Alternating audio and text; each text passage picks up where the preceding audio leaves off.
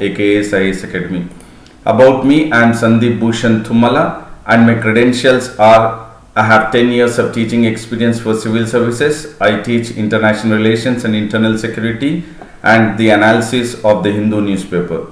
And this session will certainly help you to crack prelims and mains examinations because I would be emphasizing on the keywords and the key phrases, and this will certainly be helpful for you even for the mains examination, that is mains 2020. And the daily news analysis will take up for today's, that is 24th of October 2020, and the quote of the day is never bend your head, always hold it high.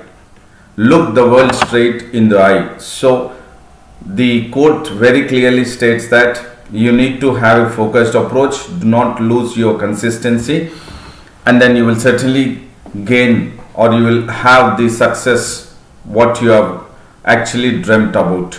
And today's news talks about the Pakistan to stay on FATF grey list, that is the Financial Action Task Force. It has gone ahead with the plenary session in Paris, and it has decided to keep Pakistan, the country, under grey list or under the jurisdiction under increased monitoring. So Pakistan would be on increased monitoring, or it can be called as a grey list. It can be called as a grey list, and this will certainly be up to February 2021. That is, the Pakistan would be or would stay on the FATF, Financial Action Task Force, which is of the one which has 27 actions, and out of 27 actions Pakistan has almost got close to fulfilling the 21 actions, but because it could not complete the entire 27 actions, and all the time has been expired, so therefore the FATF, that is the Financial Action Task Force, has strongly urged Pakistan to complete all its action plan by February 2021. That is why still it is been put under the grey list or jurisdictions under increased monitoring. But if you look at the other side of it, there is a country, that is Turkey, which is certainly supporting Pakistan, and it is saying that Pakistan is certainly doing a good work, and then the FATF, rather than wanting or waiting for the entire completion of the 27 parameters, it is just short of 6 parameters, that is 21 out of 27 it has completed, so it is just short of 6 action plans. So why not the FATF on-site team go and finalize the assessment by visiting Pakistan? That is what Turkey has come to the rescue of Pakistan in regards to the FATF keeping or deciding Pakistan under grey list. And this, once the on-site teams of FATF, they are permitted only after jurisdictions complete their action plans. Jurisdiction in the sense here the countries, that is Pakistan, once it completes the action plan of 27 items, only then the on-site FATF team will be permitted to go and then check whether the assessment made by the particular country, that is Pakistan, which is recommended by Turkey, will actually take into consideration. And now I would say a very good morning to G. Srinu, M. Sai Pavan, D. Sivarna, G. Pavan Kalyan, and then Gauru Naidu also. A warm welcome to all to AKS IAS Academy Daily News Analysis. And this, once the FATF on-site team, because this is the Turkey which is wanting FATF on-site team to visit Pakistan and assess the ground reality of how many action items out of 27 have been completed. So only 21 have been completed, but Turkey says that 6 are remaining, so do not make sure that the entire is gone, and then you go and assess the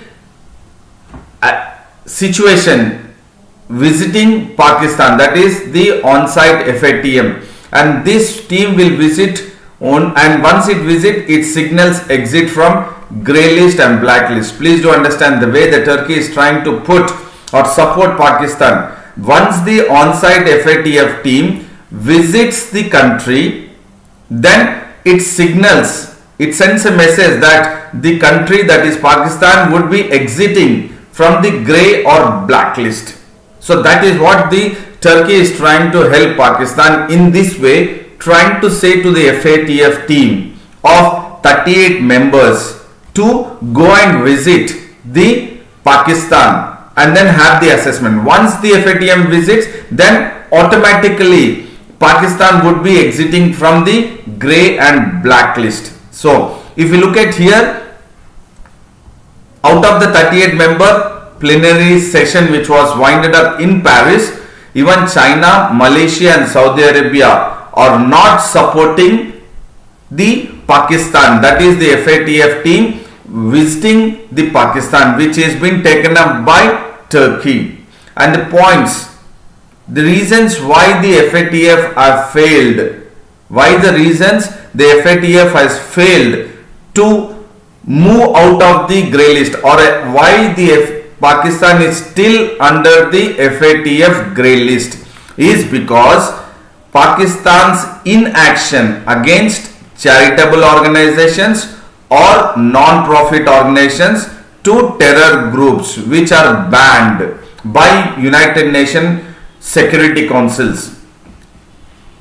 So there is inaction by the Pakistan against the non-profit organizations or the charitable organizations, so that they are linked to these charitable organizations or non-profit organizations are linked to the terror groups which are banned by United Nations Security Council in Pakistan, which they are operating. And Pakistan is also delaying the prosecution of banned individuals. For example, the Lashkar-e-Taiba chief, that is Hafiz Saeed, and then LET operations chief Zakir Rahman Lakhvi, and the Jaish-e-Mohammed chief, that is Masood Azhar. So Hafiz Saeed, Zakir Rahman and Masood Azhar, which are listed among the banned individuals or the terrorist organizations by the UNSC, is not really taken up, or there are delays by the Pakistan, and these are the points why Pakistan is still put under grey list by the Financial Action Task Force, which they have conducted, and that week was from February 16 to 21st February 2020. It has taken place in Paris. And Pakistan, so this is the first one, that is inaction against the charitable organization and the delays in prosecution of the banned individual. And the third one is that Pakistan has found no complaint in cracking down the terror financing. So the terror financing is continuing in Pakistan, especially in regards to narcotics and smuggling of the precious stones. Thereby the Pakistan is not, or it's not going ahead with the complaint of cracking down the terror financing. So what you need to understand here is why Pakistan is still under grey list, because it has failed to what? These are the three reasons. If you can try to understand these three reasons, then you are almost trying to understand what is that FATF is wanting, and then United Nations Security Council banning the terrorist individuals and the terrorist groups, that it would create chaos in the world peace or to the world peace. So the crucial point here is FATF, which has taken place in Paris, and then it is still under grey list. And the 3 points: inaction against, delays and non-compliant. These are the one, and it is 38 member plenary session which has taken place. Purnima has joined, Sava has joined. A warm welcome to you all to AKS IAS Academy. And there is another news which talks about Oli move on Nepal map. So the Prime Minister of Nepal, that is KP Sharma Oli, has wished the Indians by sending or using the old map of Nepal to greet the Indians on the occasion of Vijaya Dashami, that is Dasera. As KP Sharma Oli has used an old map. Here the keyword is old map of Nepal. So that is what is clearly sending a message that KP Sharma Oli has indicated a softer line towards India by greeting Indians by using the old map of Nepal. Here what is important is old and new political map of Nepal. New and old political map of Nepal. This is very important because we have the new political map which has been taken up and which has been approved by the Nepal's parliament. But instead of using the map of new political map of Nepal, KP Sharma Oli, the Prime Minister of Nepal, has used old map of Nepal. That very clearly indicates that there is a softer line which is being used by the Prime Minister of Nepal towards India by greeting Indians on the occasion of the festival of Vijayadashami. And the old map does not show, please do understand, I will show you the map. The old map does not show three regions, that is Kalapani, Lipu Lake and Limpi Yadura. And these three are actually the part of India's Pithogarh district in Uttarakhand. Kalapani, Lipu Lake and Limpi Yadura are the district, are the part of Pithogarh district of Uttarakhand state of India. But the new political map adds or it frames Kalapani, Limpi Yadura and Lipu Lake part of the new political map of Nepal. But the map which was used to greet Indians is the one which has been used is the old map. And this triangular piece of land which was actually shown by the Nepal's new political map as the Nepalese sovereign territory, was used on May 20. On May 20, it has shown Kalapani, Lipu Lake and Limpi Yadura as the Nepal's sovereign territory on May 28th.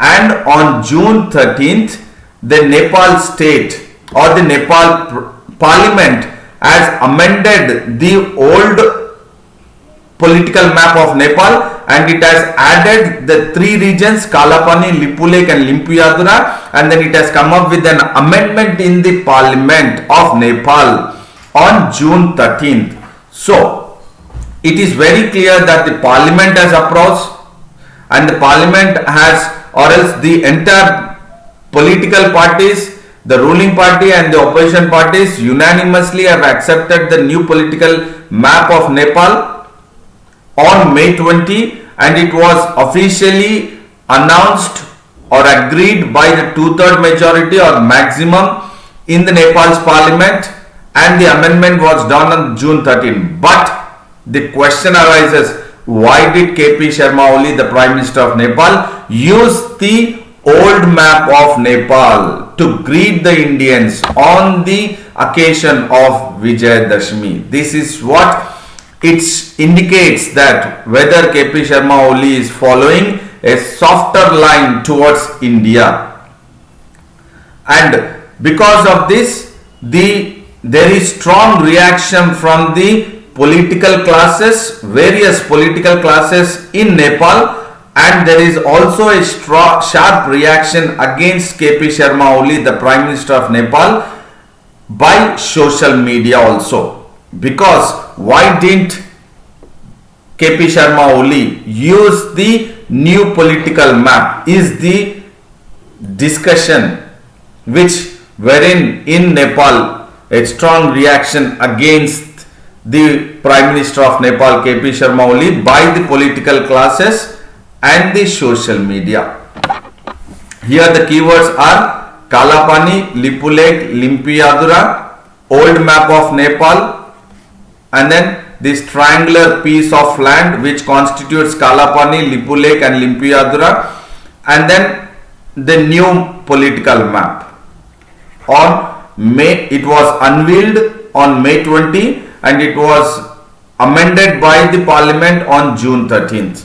Now I will make it very clear by showing you the map, which you will understand better. And then Harika Yadav, a warm welcome to you, Harika Yadav, to AKS IAS Academy Daily News Analysis. If you look at, now we will focus the Limpiyadura, Kalapani and Lipulek. This, the one which is bordering this one, is the actual border of Nepal. But Nepal has issued a new political map adding the adjoining areas of Limpiyadura, Kalapani and Lipulek. No doubt Kalapani is the disputed land between India and Nepal. No doubt about it. What has happened is, I will just tell you a brief of the background. When Government of India has abrogated Article 370 and 35A, and the Jammu and Kashmir state was bifurcated into Jammu and Kashmir Union Territory and Ladakh Union Territory in the month of November 2020, Government of India has come up with a new political map. Government of India has come up with a new political map of India, wherein they have added Kalapani part of the Pithoragarh district. Please do understand here. They have added or they have included Kalapani, which is a disputed land between India and Nepal, in the new political map after the abrogation of Article 370 and 35A. The Government of India, that is Survey of India, has included Kalapani, which is a disputed land between India and Nepal, is included in the new political map of India, and it was part of this Pithoragarh district. And you have the map, that is, this is the route. What we are talking about is the route from Pithoragarh district to Kailash Manasarovar, and this passes through Lipulek. Please do understand, this passes through Lipulek, and this was unveiled by our defense minister, or the inauguration was made by the defense minister, Mr. Rajnath Singh. And adding to this and to the new political map which was unveiled in the November 2019, November 2019, after abrogation of Article 370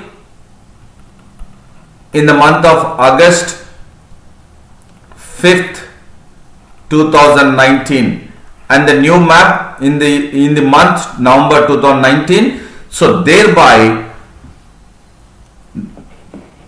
Nepal did not like the unilateral decision taken by India with the new political map of India, adding Kalapani as part of Pithoragarh district of Uttarakhand. So this was the main issue, and thereby again we could see that China did try to influence Nepal, and then they have got into the mode of adding the Limpiyadura, Kalapani and Lipulek part of the Nepal. So this is the new political map of Nepal. So please do understand, we have got into this, and here you have the Nanda Devi, Adi Kailash, the Lipulek pass between it. This is between India and China. Lipulek pass is between India and China. Please do understand, it is not part of Nepal.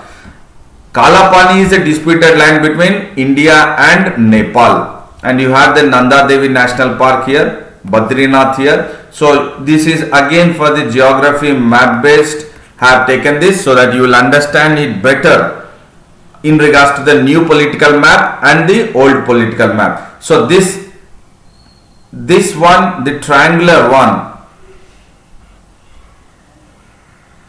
is the new political map. This is the old political map of Nepal. This is the older one. Then Basha has joined, Bhargav has joined. A warm welcome to both of you. And there is another news which talks about center slab stock limits on onion prices. So certainly onion prices have shot up, and now the prices are around 100 rupees per kg.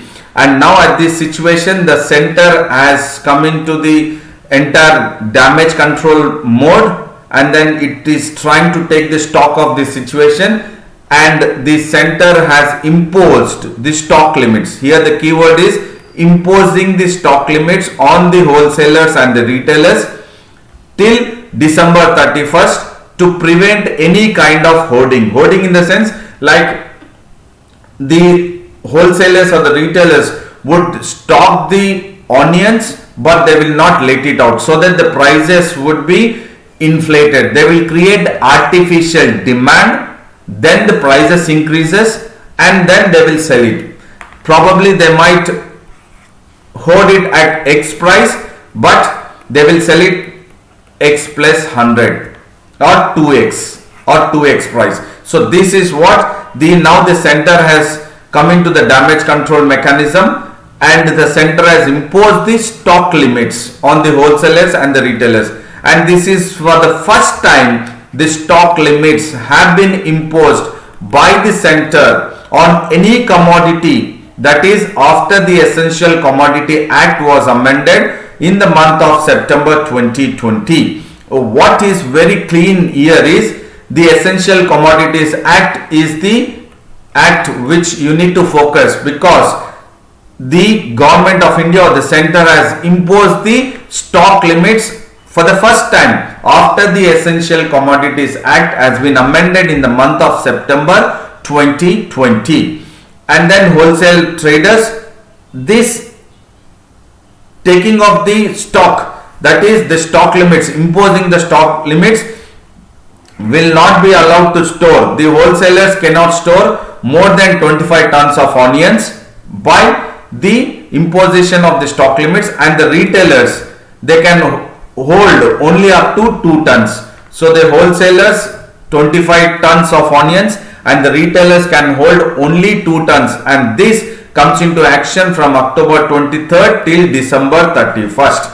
October 23rd till December, so that the center wanted to make sure that the onion prices will not be artificially created demand, and the prices should not cross, or it has crossed 100, further it should not inflate, or it should not, the prices should not increase. And if you look at the Kharif onion production of India is estimated to decline by 14% to 37 lakh tons, but actually at the beginning of the Kharif season they have identified that it would be 43 lakh tons of onions. That means almost 6 lakh tons of onions are in minus, that is in reduction. Why? Because of the damage to the crop, because of the heavy rains, especially in the onion producing states, that is Maharashtra, Karnataka and Madhya Pradesh. So which among the following states are the maximum producing states of onion? Is Maharashtra, Karnataka and Madhya Pradesh. And because of the incessant or heavy rains in these 3 states of onion growing states, there was damage to the crop. That is why the Kharif onion production has declined by 14% to 37, wherein originally or at the beginning of the Kharif season they have estimated the crop to be 43 lakh tons, that is onion crop.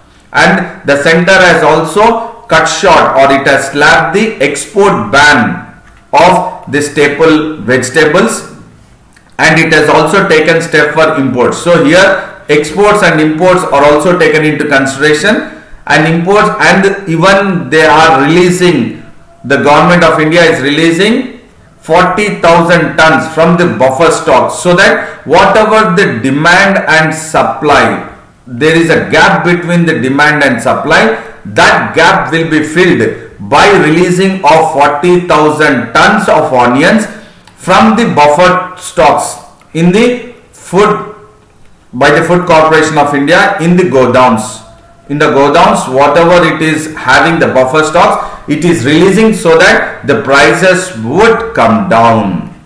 So here exports are taken into consideration, imports, steps for more of imports, and then at the same time balancing the exports and imports, they are also wanting to release, or they would release 40,000 of tons, so that the prices will not shoot up. The prices will not shoot up, rather the prices will come down. And this excess rain, especially in Maharashtra, Karnataka, Andhra Pradesh and Madhya Pradesh, have also resulted to the standing kharif crop, and this is also adding to the increase of price of onions per kg more than 100 rupees, especially we have experienced in Mumbai, Pune and also in Hyderabad. So the news here is the government or the center has gone ahead with imposing stock limits. For the first time, imposing stock limits after the Essential Commodities Act was amended. And you have another news which has reply to plea on quashing of notice for UPSC. So the Delhi High Court is asking the center to respond to the petition which has been filed in regards to quashing of notice. Quashing is cancel. Quashing means cancel the notice for the 2020 Civil Services Examination. So there is a petition which is filed in the Delhi High Court which wanted the cancellation of the civil services examinations. Why the cancellation of the civil services examination? Because the petitioner has made a statement that there is not enough seats which have been reserved. Look at it. The petitioner has filed the case saying that the UPSC did not consider enough seats for the reserved in regards to visual and multiple disabilities. So the one who are with the persons with disabilities, as per the reservation which the persons with disabilities have to actually acquire or should be given by the UPSC, it was not considered the enough seats which are actually reserved for the persons with disabilities. That is with the one who are visual and multiple disabilities. That is the petition which was filed, and now the Delhi High Court in response to the petition is asking the center to respond. Reply. It is saying reply to the petition on quashing of notice of what? The 2020 Civil Services Examination. Quashing is cancelling of the examination. Ram Kumar has joined. A warm welcome to you, Ram Kumar. And the bench has also issued notice to UPSC, not only to the center but also to the UPSC in regards to that the petitioner, they say that there are allegations. The petitioner is alleging that there are disability rights organizations who are making it very clear in their petition that the reservation according to the Rights of Persons with Disability Act 2016 is not considered, and the reservation is not as per the Rights of Persons of Disabilities Act 2016. Here the keyword is the act, which you need to focus for the prelims as well as mains UPSC perspective. Persons with Rights of Persons with Disabilities Act 2016 is not taken into consideration. That is what the petitioner is filing. And there is a foundation called as Evara Foundation which is seeking that let there be a stay. Stay in the sense current situation, that there should be hold on the current situation. Put a stay, that is declaring the results of the preliminary examination. But we have seen yesterday the results have come out in regards to the UPSC prelims examinations 2020. But Evara Foundation has sought the Delhi High Court to stay the declaration of the results of the preliminary examination of UPSC. But the court has declined the plea of the Evara Foundation, saying that UPSC will be asked to recompute its results if the final order goes in their favor. That means if the final judgment by the Delhi High Court, if it is in favor of Evara Foundation, then the court says that it will ask the UPSC to recompute, please do understand here, recompute its result of the preliminary examination 2020, but it has declined to put a stay or hold a stay onto the results of preliminary examination. Thereby, UPSC has declared the preliminary examinations results of 2020 yesterday, that is 23rd of October 2020. And the High Court also has seized a similar petition. So, along with the Evara Foundation, there was another organization which has filed a petition in the High Court, that is called as Sambhavana. Sambhavana, it is an organization which is it is a registered society for disabled, and they have asked that UPSC has reserved only 24 vacancies out of the 796 for the disabled people. But the Sambhavana also in its petition very clearly states that the 24 vacancies for the disabled is below the 4% mandatory reservation for the persons with disabilities. Persons with disabilities under section 34 of the Persons with Disabilities Act 2016. So here the keyword is this section, under which section the organization Disabled Registered Society Organization for Disabled Sambhavana has filed a petition in the High Court saying that there were only 24 vacancies out of 796, which is below the 4% of the mandatory reservation as per section 34 of Reservations for Persons with Disabilities Act 2016. And Naresh Kumar has also joined. A warm welcome to you, Naresh Kumar. And this is very important in regards to the Persons with Disabilities Act 2016, Evara Foundation, Sambhavana Foundation, and then the only 24 vacancies which is below the mandatory of 4% reservation.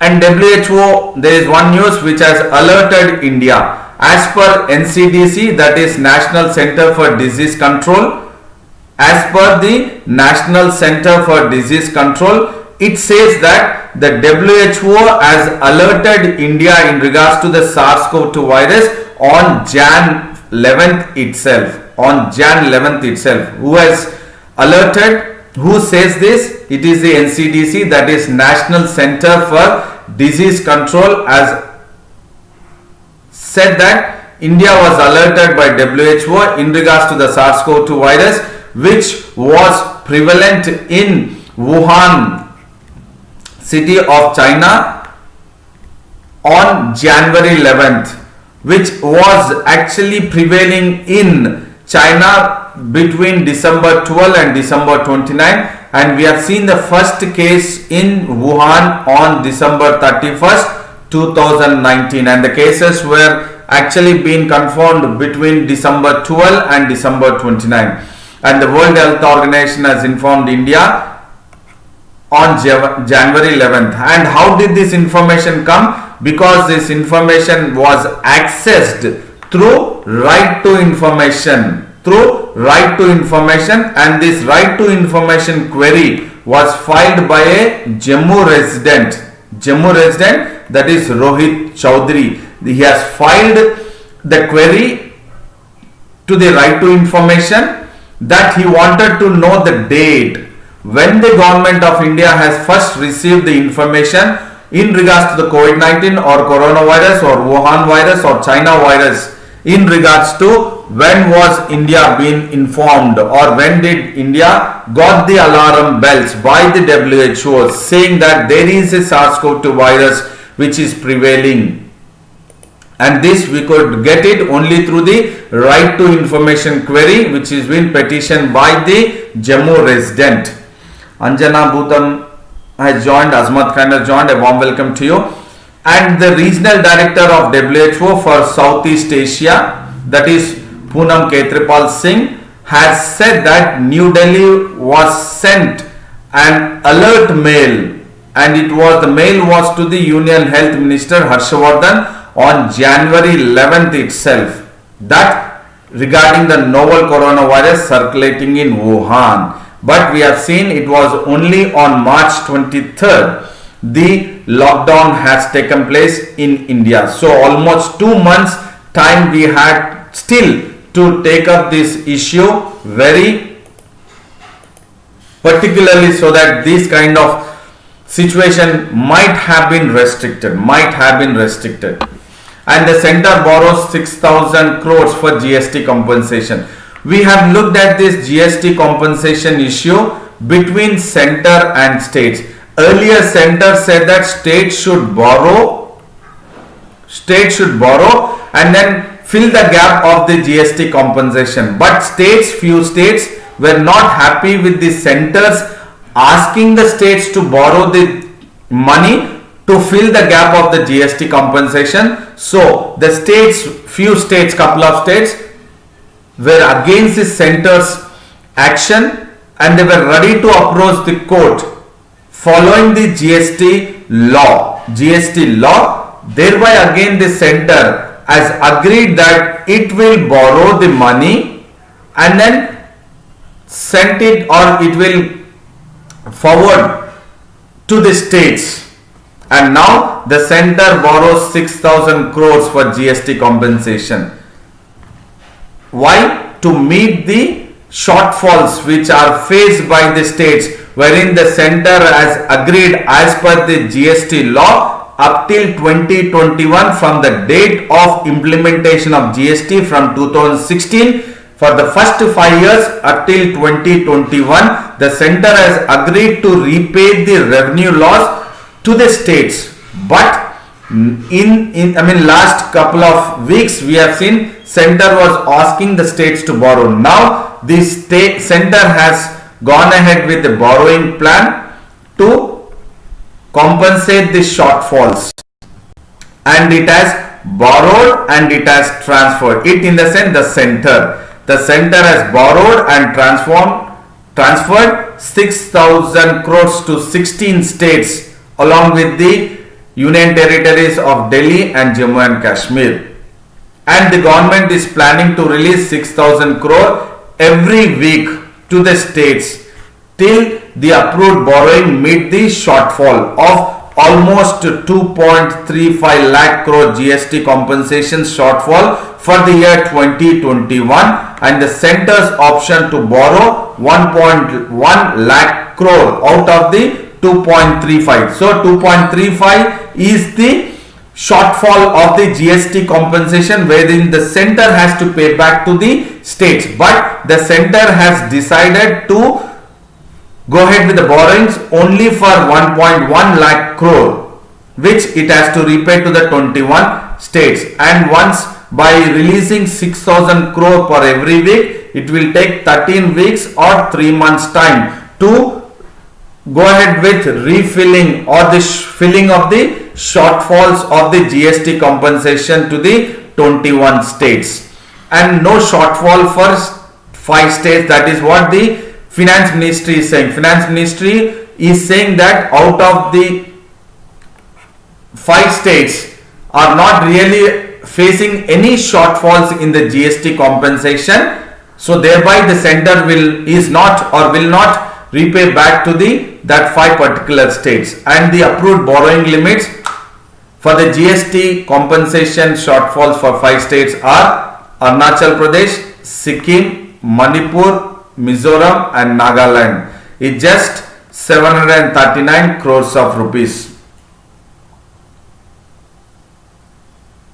Okay, Naresh Kumar says, sir, how to know marks of Civil Services Exam 2020? Are you talking about prelims or mains? Prelims, they would say the cutoff, and whether you qualified or not, they will just send the message. You can check the UPSC site official website. And in regards to the mains examination also, in the official website of UPSC, they have also declared the UPSC mains 2019 marks, that is in regards to the mains and also the interview marks. I hope Naresh you got the point. And in regards to repayment from cess, now the borrowings which the center is going ahead, the center says the interest and the principals will be repaid from the future GST collections. Now the borrowings, these borrowings, the interest on the borrowings and the principals of the borrowings will be repaid from the future GST cess compensation, wherein the GST Council, we have also looked at in previous days, that is last week, wherein the GST Council now is planning to go ahead with extending the GST cess for almost 2025-26 up to, but actually it has to be winded up by 2021, but it will extend it to for 2025 to 26. The cess will be levied on the sin and luxury goods, which the GST rate is of highest above 28%. On those goods, it will be further extended beyond 2022, that is 2021 and then 2021 to 2022 further. And the states which have received the first tranche or the first phase of the borrowed funds is Andhra Pradesh, Assam, Bihar, Goa, Gujarat, Haryana, Himachal Pradesh, Karnataka, Madhya Pradesh, Maharashtra, Meghalaya, Odisha, Tamil Nadu, Tripura, Uttar Pradesh and Uttarakhand. So these are the states which have got the first phase of the borrowed funds of 6,000 crores of rupees. Prelims, you will, the UPSC side, you will, when you key in your roll number or your number, it will say you or send a message whether you are qualified or not. It will not show you the marks. Naresh, it will just message you whether you have qualified or not. So we have looked at the FATF, this one, which is again in regards to the international relations. We have focused this, and this again in regards to the IR between, this is in regards to India and Pakistan, and this in regards to Nepal's new political map. And the center, this is Essential Commodities Act, we have focused. This will be very important in regards to the acts. This is in regards to the reservation that is pertaining to reservation of persons with disabilities Act 2016, and the WHO, which has alerted India in regards to the virus on Jan 17, that is National Control of Disease, which has made it very clear. The center borrows the GST. Again, this is part of the economy wherein the center is borrowing and then it is transferring the funds or the GST compensation gap to the states, 21 states.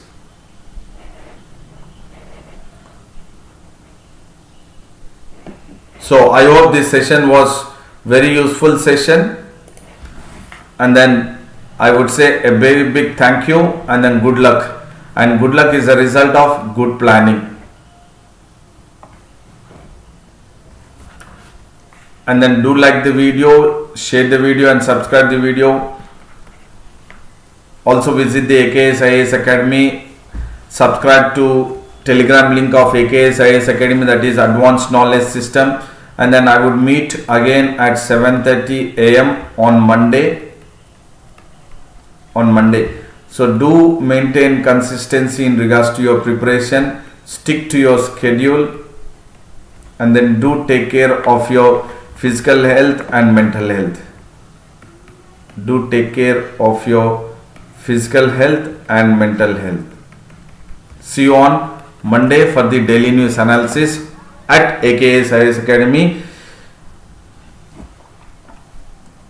And I would say a very big thank you to all.